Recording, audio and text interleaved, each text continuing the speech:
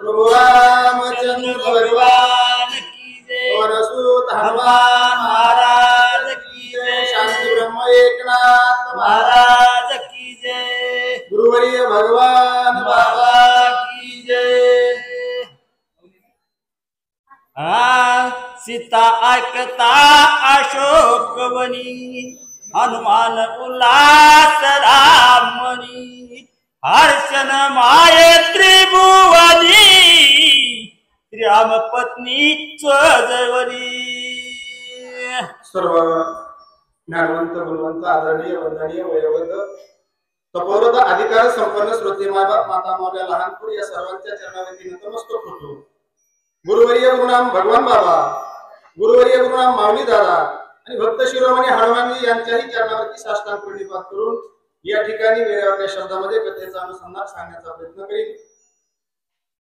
हनुमानजी ज्या कार्याकरता गेलेले होते आणि हे शब्द कानावर पडल्याबरोबर एवढा आनंद झाला, एवढा आनंद झाला, त्रिभुवनामध्ये तो आनंद समावणार नाही असा भक्तीचा शोध लागल्याच्या नंतर, भक्तीचा काहीतरी अनुमान कळाल्याच्या नंतर भक्ताला आनंद होत असतो। तोच आनंद हनुमानजीला प्राप्त झाला। आज सर्वांना ज्ञात आहे, मी तर सांगत असतो, ब्राह्मणाला फक्त मंत्र म्हणायचे हे, दानम समर्पयामी पुष्पम समर्पयामी, सर्व आम्हीच म्हणायचं, नुसतं सांगायचं दुसऱ्याला, त्यानं का करायचं। तसं आमचं होतं सर्व वाचक सूचकाचं म्हणून गेल्या वर्षी सर्वांच्या संकल्पनातून आधी असणाऱ्या त्याच नियोजनातून सर्व बाहेर गावून आलेली ही सर्व वाचक सूचक मंडळी यांच्यातून अन्नदानाचा योग आहे। या ठिकाणी अखंड भावार्थ रामायण ही कथा आहे, गोड आहे, जीवनाची व्यथा घालवण्याकरता रामायण कथा आहे। याच्याला मुडी कळाली जे हे रामायणात शिरले ते त्याची पकड सोडित नाही। आता माणसाला का महाराज दर शनिवारी तेच ऐकायचं, तेच रामाची सीता मग राजा रामाने नेला नाही, आपल्याला कळत का रामायण पदोपदी पावला पावली जी आपल्या जीवनातल्या प्रत्येक प्रश्नाचं उत्तर ज्या कथेमध्ये आहे त्याचं नाव आहे रामायण कथा महाकाव्य। पण ही गोडी ज्याला लागते का, मुंगीला बघा साखर तोंडात धरली का तिला किती वळा तुझं मुंग तुटून निघतं, पण साखरेची ते दाना सोडीन, ही रामायणाची गोडी आहे। राम रमती रामायण, रामायण ज्याच्यामध्ये रामाचं आयन आहे त्याचं नाव रामायण।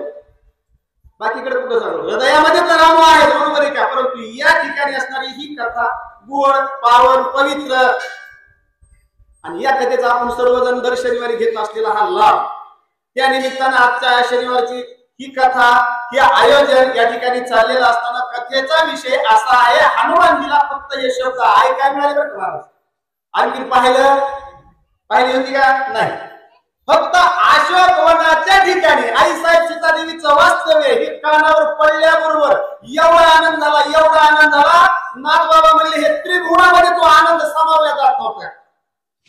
साखर किती गोड आहे सांगता येईल, काऊन सांगता का, एक किती गोड आहे ती, जशी साखरेची गोडी सांगता येत नाही एवढा आनंद हनुमानजीला झालेला नाथबाबाला सांगता आला नाही, म्हणून त्यांनी सांगितलं स्वर्ग मृत्यू पाताळ त्रिभुवनामध्ये तो आनंद समावल्या जात नव्हता। अशी या ठिकाणची कथा नाथबाबा आपल्याला सांगतात। सीता आहे अशोकवनी, अशोकवनी का कोण स्थानी, त्याचं मूळ ऐकावया कानी, सावधानी हनुमंत। ऐकण्याकरता सावधान व्हावं लागतंय।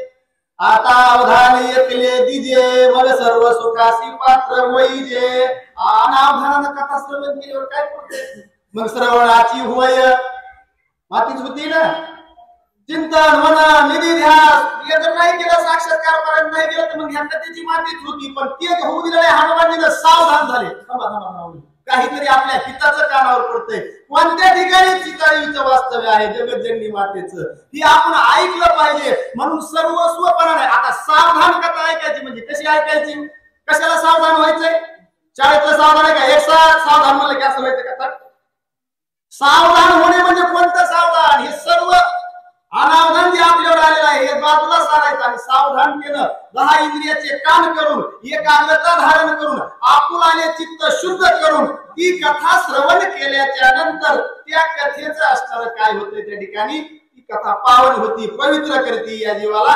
तसं हनुमानजीनं आपलं सर्वस्वपणानं सावधान अवस्था धारण केली आणि कोणत्या ठिकाणी जगज्जननी मातेचं वास्तव्य आहे ऐकण्याकरता सर्व इंद्रियाचे काम करून सूक्ष्म रूपानं हनुमानजी त्या ठिकाणी ऐकू लागले.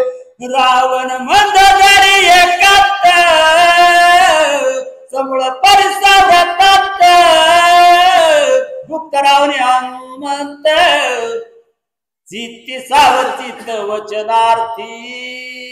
चित्ती सावचित वचन आरती, चित्ताला सावधान करून एकाग्रता धारण करून म्हणले. सूक्ष्म रूप धरी सिंहाई दिखावा, बिकट रूप धरी लंका जरावा, भीम रूप धरी असुर सहारे, रामचंद्र के काज सवारे. हनुमान चालीसेमध्ये सांगतात हे हनुमानजीने केलं. सूक्ष्म रूपाने गेले. कुठे गेले? जिथं हे संवाद आहे, गुह्य संवाद पती पत्नीचा त्या ठिकाणी काय सांगतात, कोणत्या ठिकाणी आईसाहेब सीतादेवीचं वास्तव्य हे ऐकण्याकरता हनुमानजी पुढे सरसवले, मंचकाच्या जवळ गेले आणि गेल्याच्या नंतर सूक्ष्म रूपानं एकाग्रता धारण करून सर्व या दोघांचा मंदोदरीचा आणि राजारामाचा संवाद ऐकू लागले. जानकी आठविता चित्ता काम खवळला लंका नाथा. अशोक वनाचा वनिया आता मुळेची सीता भोगिन. विषय विषयाचा पडी पाडू गोड परमार्थ लागे कडू कडू विषय तू गोडू जीवेसी झाला. कुणाची अवस्था होती?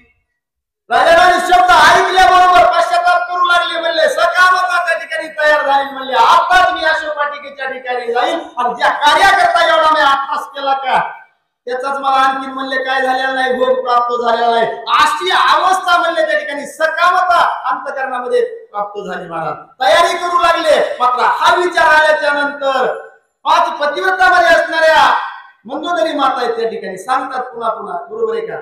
आणि असंच मंदोदरी मातेनं अशा वेळेस उपदेश करावा हे रामायण सांगते, बरोबर. पुन्हा पुन्हा सांगत होत्या मालक आता तरी पुढे हाची उपदेश नका करू असं आयुष्याचा आपली आपण करा सोडवून संसार बंधन तोडावे गी रामकृष्ण नावे हे दोन्ही साजिरी हृदयी मंदिरी स्मरा. हे करण्यासाठी मंदोदरी माता पुन्हा पुन्हा मालकाला आपल्या उपदेश करतात. पण यांचा जो विषय बनलेला होता का त्या विषयामध्ये गुरफटल्यामुळं काही केलं ना, ऐकत नव्हते. मात्र पुढे काय केलं? नाटवे समेची अति विघ्न नाटवे मंदोदरीचे स्वप्न सीता संभोगी दशानन अति उद्विग्न कामार्थी. जे सभेमध्ये अवस्था केली का हनुमानजीनं दिव्य मानून त्याचंही विस्मरण झालं. महाराज जे मंदोदरी मातेने स्वप्न पडलेलं सांगितलं का तेही असणार. म्हणले राजा रामाला या सर्व गोष्टीचा विसर पडला.